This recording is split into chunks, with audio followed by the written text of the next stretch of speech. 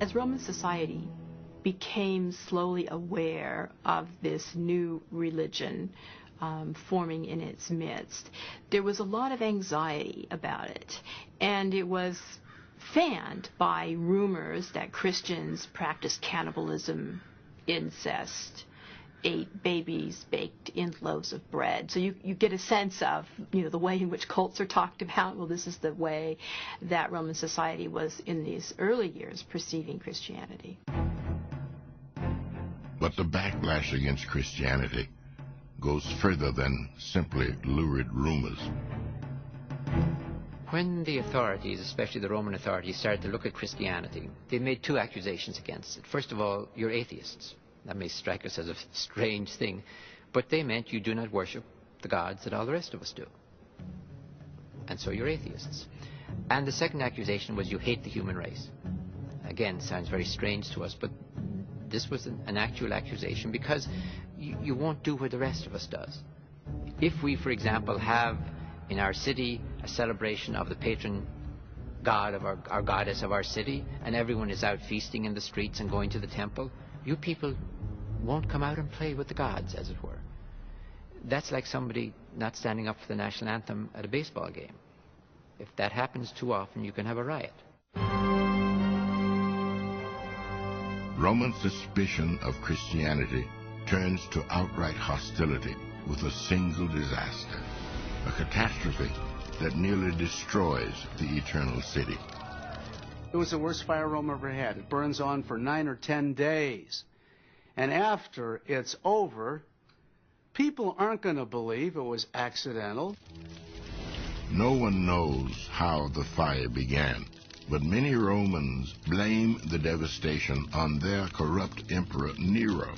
Nero, in turn, blames the disaster on Christian arsonists. He begins an official persecution against Christians, arresting, torturing, and executing them. Here is how the Roman writer Tacitus remembers the scenes of dying martyrs. In their death, they were made a mockery. They were covered in skins of wild animals, torn to death by dogs, crucified or set on fire, so that when darkness fell, they burned like torches in the night.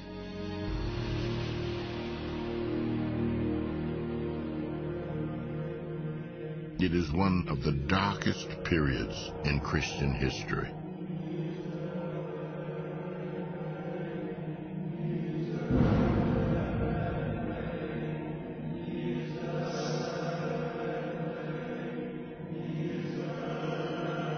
Crucifixions and beheadings give way to public executions in the Colosseum, where Christians are often attacked by wild animals or forced to fight gladiators for the amusement of the crowd.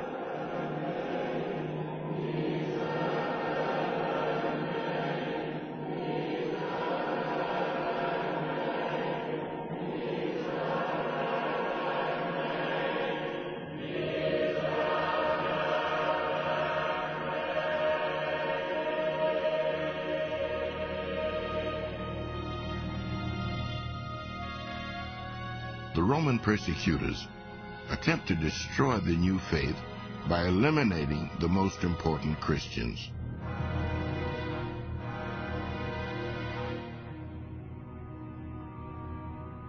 What the Roman Empire did was pick the leaders. It made it very clear there's us and there's them. There's the martyrs and there's the murderers. And in a way, it put paganism and Christianity clearly at odds with one another. Ironically, the Roman strategy only seems to strengthen the new religion. One account describes the effect of persecutions by saying, "The blood of the martyrs is seed for the new faith." Paul of Tarsus, who has been under house arrest in Rome, is beheaded by the authorities. Simon Peter is publicly crucified by the Romans in the same period. It is said that, feeling himself unworthy of the same death as his master Jesus, Peter asked to be crucified upside down. In addition, The Jerusalem church, under the leadership of James, has been wiped out. James was thrown to his death from the Temple Mount by Roman soldiers in 62 AD. A full-scale Jewish rebellion breaks out the following year. Roman legions descend upon the city of Jerusalem and burn it to the ground in 70 AD. The Jewish temple is destroyed. The Jewish people are subjugated. The homeland of Jesus will no longer be the homeland of Christianity.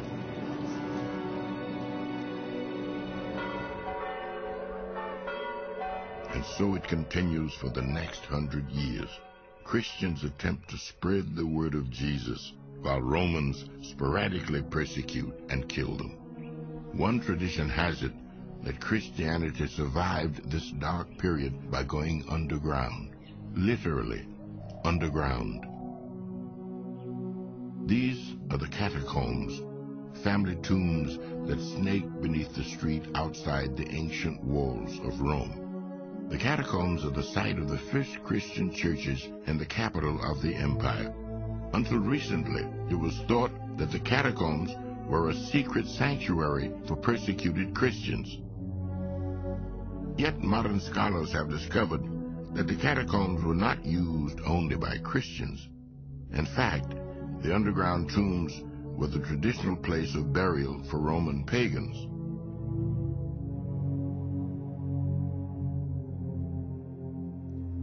People celebrated a meal to gather with their dead in the Roman catacombs. I'm not talking about Christians, I'm talking about pagans.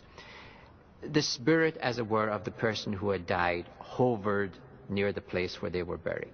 And so you could actually eat with them. You could even pour a small libation of the wine, and they would, as it were, be part of the picnic. The catacomb churches, far from being places of refuge, are actually an attempt to integrate Roman customs into the evolving forms of Christian worship.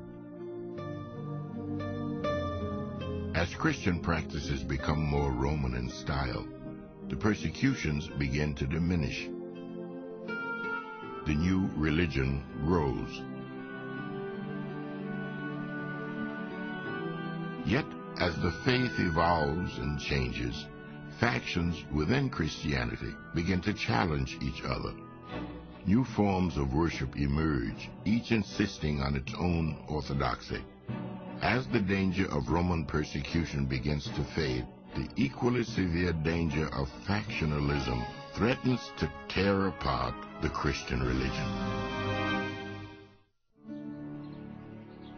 It is 200 years after the execution of Jesus.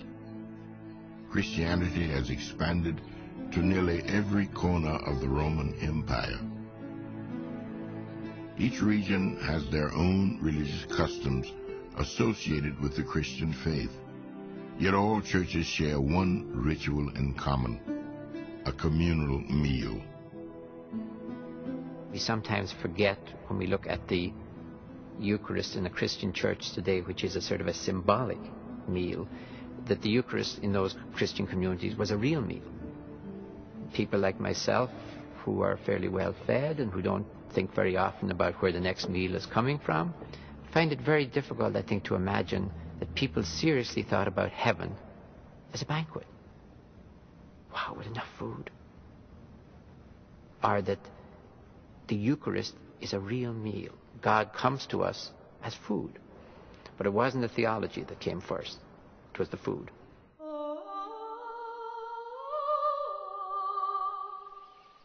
The Christian communal meal is usually held in the home.